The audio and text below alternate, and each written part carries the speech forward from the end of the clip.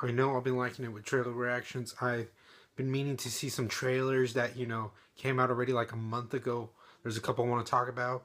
Want to be honest, I've seen them, so I'm just going to give trailer reviews. And the first one I want to talk about is Transformers The Last Night, whatever this freaking movie is called.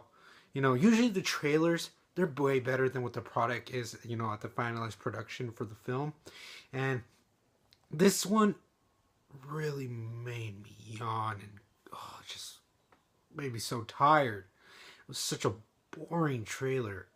I might have been feeling it at first, but then it went on so long with Anthony Hopkins' narration, telling us about all this history, that useless stuff that we might not know or care really for the movies. And I don't know what's gonna happen, if this is all just flashbacks or we're getting a movie during these nights of King Arthur and Nazis. I don't know. It's just confusing. Anthony Hopkins is probably selling some of the very okay to mediocre dialogue. My favorite part, but really it was just, I don't know, it's just not saying much. Really was Bumblebee tries to go, sneak attack Optimus Prime. He slams him to the ground, tells him forgive me, and we don't know what happens, but he apparently might get stabbed or something by him, and it just shows the title. That part was my favorite part, just because it was a cool little piece, and I thought that was the most interesting part. But I'm not a dumbass, so I saw the purple eyes in Optimus. I could tell that he's being brainwashed or something. I don't think he's betraying his family. That was probably my favorite part. But really, what a yawn of a trailer. The next trailer I want to talk about was War of the Planet of the Apes, the incredible trilogy. I love Dawn. I love Rise. This trailer is just going on with the path that was constructed with those two. I just loved how it feels. Woody Harrelson's narration in this felt menacing. It felt cool the way they were interpreting and telling the story of how this one might be. I don't know if he's the villain. I don't know if we're not going to get a James Franco or Jason Clarke for this movie. But what a way to get a villain like that. It's interesting, I love how he's like always these mentors in these types of movies. And this crazy guy.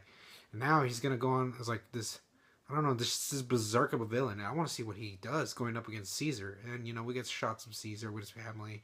With that one big monkey, I forgot his name, but it's like his mentor kind of like guy.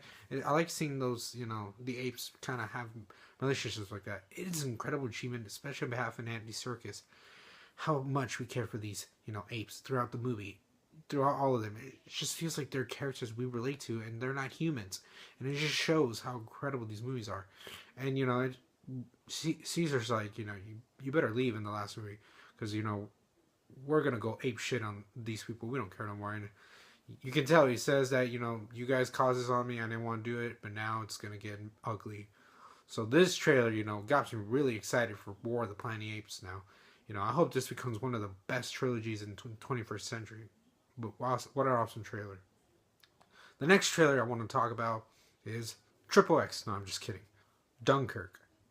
Christopher Nolan's Dunkirk is, it's just something. That first teaser I saw, it was incredible. You hear the noise of the airplane. You don't see it, but all those actors, including that extra, yeah, just how they were all scared, and the intensity with the the audio of like the airplane just getting so close. It was a great way to tease, and Nolan's done some really good teasers. And this trailer really is a good build up. It's still like a teaser trailer too, I think. Not a lot of story, but you kind of get the gist now how this war is going to be. Not everybody's happy, and you get some Kenneth Branagh dialogue, and he's just they're just talking about why they're doing this, doing that. It's just there's a lot of people. You see like some of the mayhem that's going to go on throughout the movie. You can tell just it's going to be very gritty. It's just going to be very just tough. Hope it lives up to some of those good war films. It just keeps honest to how it is, and I have faith in Nolan. I want to see. I'm intrigued to see what kind of movie he does with this. This is a little bit different from like The Dark Knight, Inception, even Interstellar. And then you get some shots of like Tom Hardy, and then that One Direction guy, whatever his name is, Cillian Murphy. Cillian Murphy and Mark Rylance get most of the screen time. Kind of like saying like it's like Cillian Murphy probably went off. He picked them up. We need to go back. It kind of shows how both of them are like, one's very frightened to go back. The other one's like, this is our job, son. We need to go back and do this. So it really sets some kind of like a tone and atmosphere. I love how this is painting the picture for Dunkirk. Can't wait to see that theatrical trailer now. And guys, these are just my thoughts of these 3 trailers of what I thought. Since I didn't get reactions from him, but I wanted to give you guys reviews. I know they're late, But better late than never, right? So let me know, guys, what you thought of all these trailers also in the comments below. And as always, Roland Empire, laugh, smile, repeat.